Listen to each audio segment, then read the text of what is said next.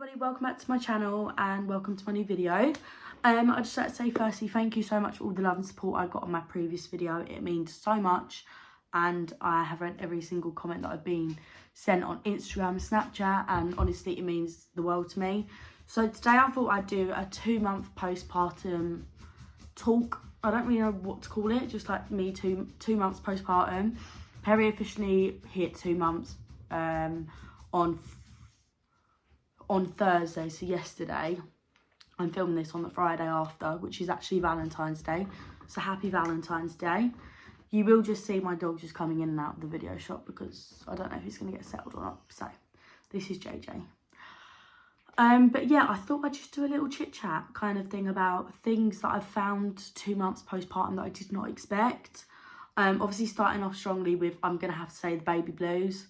Honestly, baby blues is something that I don't actually have words to describe. It is honestly the weirdest feeling and the most happiest and saddest feeling at the same time. It's basically all of your emotions put together, and then you start crying and you're like, you don't know why you're crying because you're happy you've got this beautiful baby, but then you're also like, you're overwhelmed with all of your emotions. And literally Adam would say to me like, why are you crying? And I genuinely couldn't tell him why I was crying because there isn't actually a reason for me to be crying.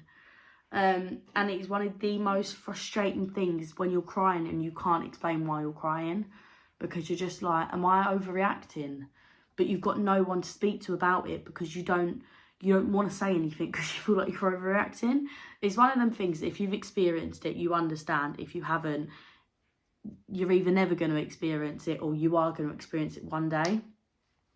So I noticed I had baby blues on and off. So I had it on the 3rd day. And then I had it on the 5th and 6th day, a little bit. Nowhere near amount that I had it on the 3rd day. The 3rd day I literally called my sister and I went into a room on my own, opened the windows and had some of my fresh air. And I was stressed. I was crying. I was like, Martha, I don't know why I'm crying, but I am crying. And she was like, it's fine. Sit in that room, shut the door, right, and just cry. And I did, and I just cried. And anything that came to my head, I just said to Martha, and Martha was like, it's fine. Just keep going. Just keep going. And quite honestly, it's the only way you can get rid of baby blues is just by, even if you're going into a room and just talking to yourself. Obviously, I wouldn't advise doing it in public because people will think you're actually insane. So do it in like a room where you feel safe, no one's in there, and just blurt it all out. Or something I've started doing is journaling. So I've just started writing everything down because I suffer quite badly with anxiety and a bit of depression.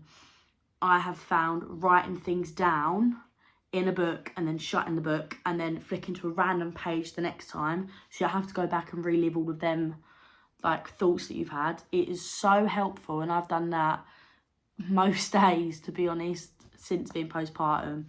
Or if I've just got a really, really random question that's come to my mind and I literally am like, I don't want to say it because I will seem stupid. So I just write it down and then I can read back in a few weeks' time and be like, oh, okay, no, I didn't seem stupid, or I did seem stupid.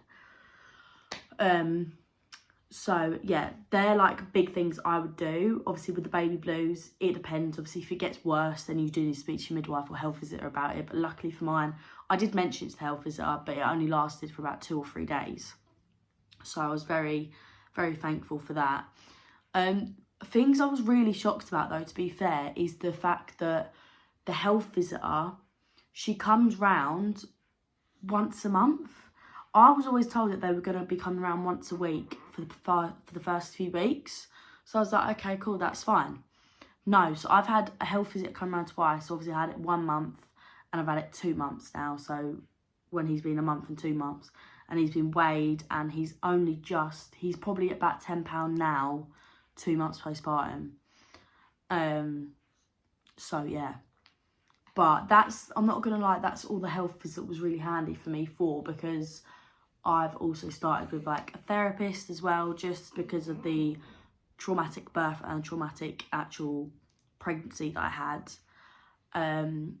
I have started my therapy, but I've also got it for some other things that have happened before I was pregnant.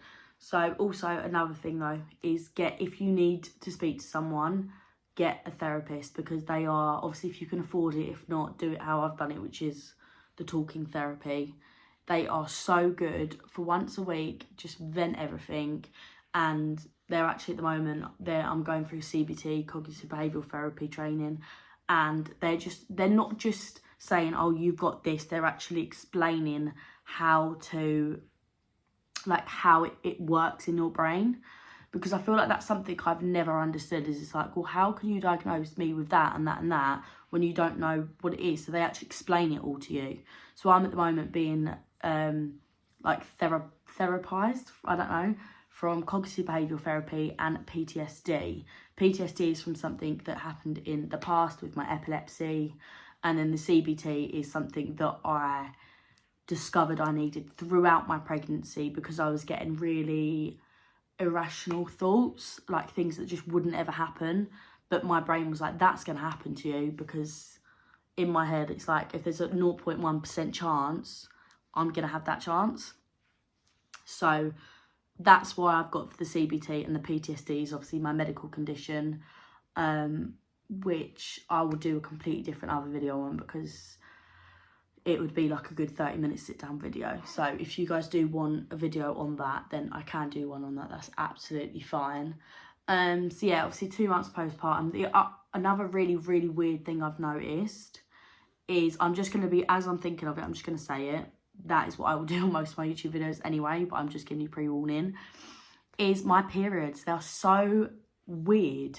So I had my first actual period, I want to say it was like the 12th. No, it was the 26th of January I came on my first actual period, and it lasted for 5 days, as it usually does. And then I stopped for a week, and then I got it again. So I had it again, and I've pretty much only just finished it, but then I'm due back on this month's period in a week. So it's really weird. I did actually go to the pharmacist today just to speak to her about it, because I was like, what the hell? And she was like, no, like, it is completely normal for your periods to be a bit all over the place for the next few months. So I was really, really happy about that. But now obviously getting on to Perry's side of things. So Perry is 2 months and 1 day, and he's frowning at me as I'm saying that right now. He had his 8-week jabs last Thursday. It was one of the most horrific things ever. I couldn't actually hold him. I had to get Adam to hold him, and I was like, you hold him, because if I'm holding him, I'm going to pull the needle away from him, and that is not helpful. It was horrible. I heard him scream and cry, but it wasn't the normal cry and the normal moans and groans. It was a cry, and it actually killed me. It actually did, I'm not going to lie. I hated it. But they're now doing 2 vaccines, like one in each thigh, and then 1 oral. I can't remember what they're for at all. But at the end of the day, he needs to get them done. So that's all that really matters. He needs to get them done. He's got them done. I have noticed though that he's still, so we're coming up to like, it's over a week now that when he had them done. And he has got a really bad cold and a cough. So I also went to the pharmacist today just to check about that, because I've still been giving him Calpol, and I was like, I don't want to overdose him on the Calpol. But I've narrowed it back down to 2.5 ml in the morning and 2.5 ml in the evening, like before he goes to bed. So he's absolutely fine taking that.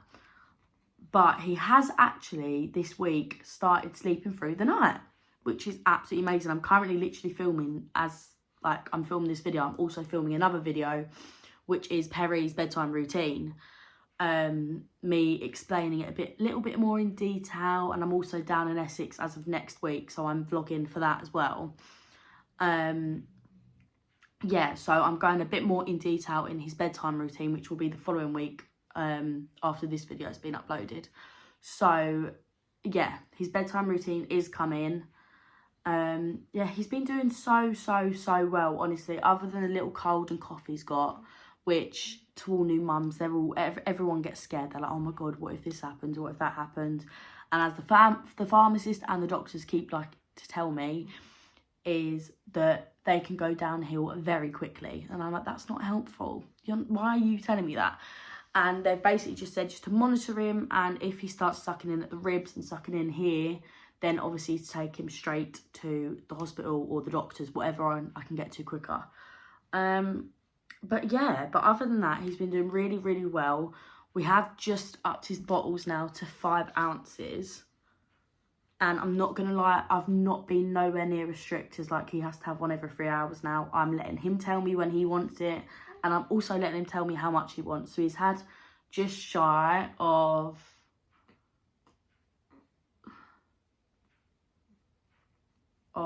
4 ounces, which is what he was normally taking anyway. So some bottles will take 4 ounces, others he will take 6 ounces. But I'm trying to give it a big enough gap between now and bedtime that he takes the full 6 ounce bottle so that he's getting a longer stretch of sleep. Obviously, because he's still sleeping throughout the day, but it's interrupted sleep, whereas nighttime I want it to be uninterrupted, where he can just sleep. So he's usually doing at the moment from about midnight until about 7, 8-ish sort of thing, which is really, really good. And then he'll always have a bottle around 8:30. So we just give him like an hour, half an hour to chill, do his nappy, give him his dummy, have cuddles in bed, and then we come downstairs and we start our day at about 8:30, which has been seeming to work really well for him, to be fair. So yeah, I'm really, really, really happy with that. But he's also, we found his new love as of last night, which is Mickey Mouse. Oh my god, you've never seen a baby so like zoned out. Well, I've never seen him so zoned out in my life. I was literally like, Perry, Perry, nothing. Genuinely think there could have been a war going on around him, and because Mickey Mouse was on, he didn't give 2 shits. He was like, I'm watching it. But do you know what? That's absolutely fine, because he's found something in a comfort program which I wanted him to find, and I did not want it to be anything that was really, really annoying, aka Coco Melon, aka Miss Rachel, because I can't deal with their voices in the background. This is Mickey Mouse. I can deal with that. So he's now started finding his love for Mickey Mouse. And as Adam said, it's really good because it means that when we go to Disney World, he's going to know who Mickey Mouse is. And he's going to be really excited. It just means that me and Adam have to take him to Disney World a bit sooner than we was going to. But yeah, he's doing really, really, really well. And yeah, I feel like that's kind of everything that I wanted to cover. I feel like it is, to be fair, because I've just kind of put it all into a 12-minute video, because I'm going to try and keep my videos a little bit shorter. But yeah, I hope you guys enjoyed this video of me just chatting waffle.